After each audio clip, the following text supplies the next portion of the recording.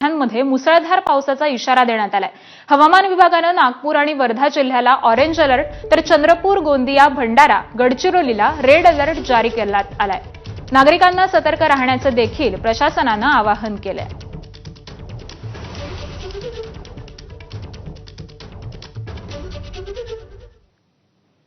भंडारा जिल्ह्याला आज हवामान विभागाने पावसाचा रेड अलर्ट दिलाय। मुसळधार ते अतिमुसळधार पावसाची शक्यता असल्याने जिल्हा प्रशासनाने जिल्ह्यातील सर्व अंगणवाडी, शाळा आणि महाविद्यालयांना सुट्टीची घोषणा जाहीर केली। तर नदीकाठावरील गावांना देखील आता सतर्कतेचा इशारा देण्यात आलाय। काल दुपारपासूनच भंडारा जिल्ह्यातील सर्व तालुक्यांमध्ये मुसळधार पाऊस बरसतोय आणि याचाच आढावा घेतलाय आमच्या प्रतिनिधी प्रशांत देसाई यांनी। पाहूयात।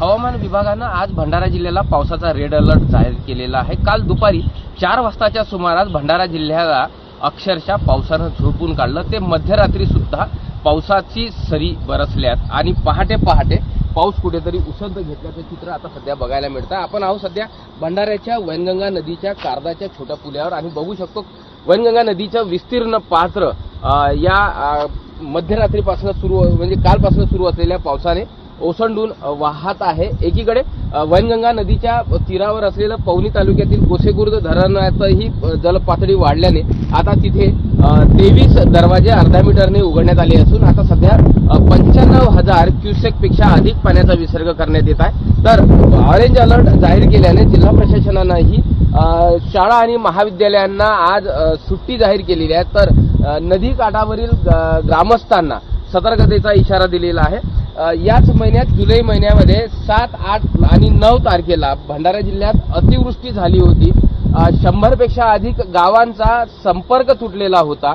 तर अनेक गावांमध्ये जलमय स्थिती निर्माण झाली होती, अनेक घरांमध्ये जलमय स्थिती निर्माण झालेली होती आणि परत एकदा आज या जुलै महिन्यामध्ये दुसऱ्यांदा हवामान विभागाने रेड अलर्ट जाहीर केलेला आहे। त्यामुळे सध्या जिल्हा प्रशासनही अलर्ट मोडवर आहे आणि नागरिकांनाही खबरदारीच्या सूचना दिलेल्या आहेत।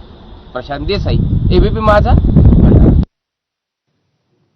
महाराष्ट्र, मध्य प्रदेश, छत्तीसगड राज्याला जोडणाऱ्या गोंदियातील वाघ नदीवरील पुलाची दुरावस्था झाली आहे। पूल जीर्ण झाल्याने जड वाहतूक बंद करण्यात आली आहे। यामुळे विद्यार्थी आणि गावकऱ्यांना त्रास होतोय। याचाच आढावा घेतलाय आमच्या प्रतिनिधी देवेंद्र रहांगडाले यांनी। पाहूयात।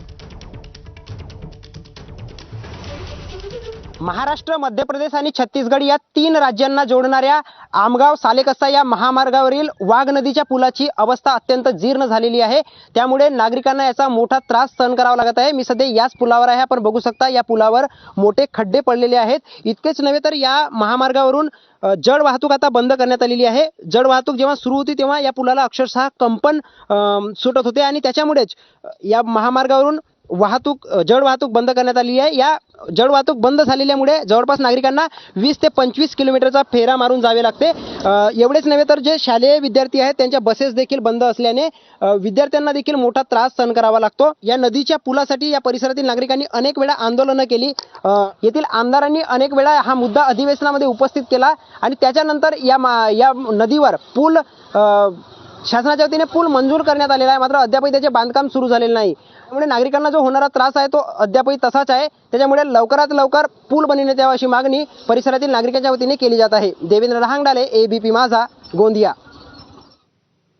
रायगड जिल्ह्यात 2 महिने मच्छीमारी करणाऱ्या बोटींना बंदी असते। पावसाळी खबरदारी म्हणून प्रशासन हे पाऊल उचलतं। मात्र अशा वेळी हातावर पोट असणाऱ्या मच्छीमार बांधवांवर मात्र मोठं संकट उभं असतं। अशा वेळी हे कोळी बांधव आपला उदरनिर्वाह समुद्राच्या किनाऱ्यावर म्हणजे जे मिळतील ते मासे पकडून आपली दररोजची बाजू सावरतात। सर्वाधिक मासळी मिळवण्यासाठी खोल समुद्रात जावं लागतं। मात्र शासनाच्या अटीमुळे 2 महिन्यांचा बंद असलेला मासेमारीचा व्यवसाय काहीसा उदरनिर्वाहाचा प्रश्न बनून जातो। अशा वेळी रायगड जिल्ह्यातले काही कोळी बांधव अशा प्रकारे समुद्र किनाऱ्यावर थोड्या प्रमाणात मासेमारी करून आपला उदरनिर्वाह चालवतात। पावसाळ्यामध्ये आमच्या बोटी बंद होतात। एक दिवस मग आम्ही दर्याच्या किनारी आम्ही करतो मच्छीमारी। छोटी मोठी मच्छी भेटते आम्हाला, त्याच्यावर आमचं जीवन चालू करतो आम्ही। आता काय आपल्याला कालवाला पण होत आहे आणि आपल्याला 2 पैसे आपल्याला स्वतःला पण होतात। त्याच्यासाठी आपण यायचं। आता पाऊस आला तरी पण यानं आम्हाला शक्य